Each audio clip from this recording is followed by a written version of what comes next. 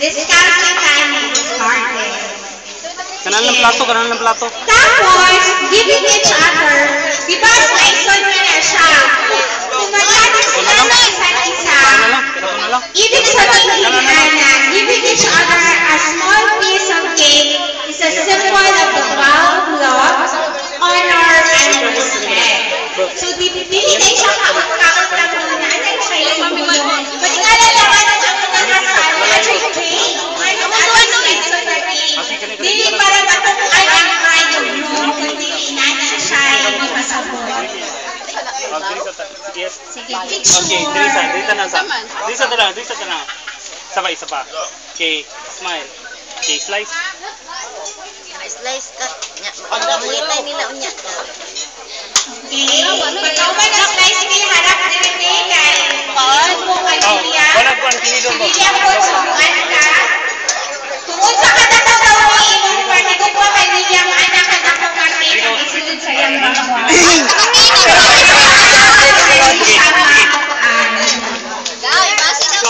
Kising mo na po dito na. Share niya po ng plato, tapos tapos si Bibi ang subukan si William. Naku, Abi, para Okay, sige. Naano na biyas ko nga para.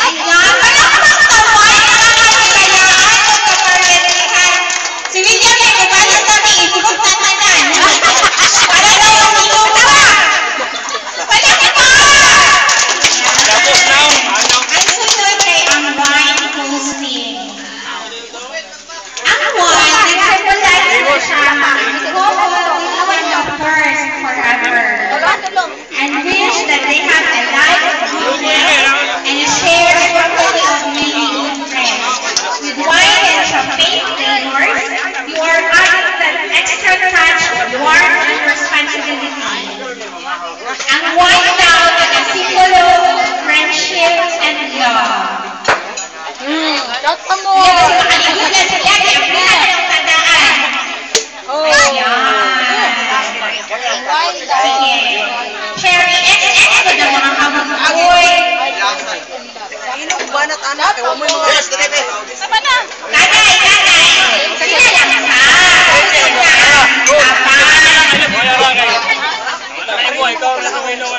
Cheers.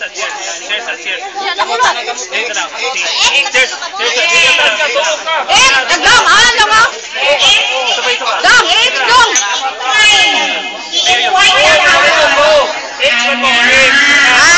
Sige, palabangan naman natin.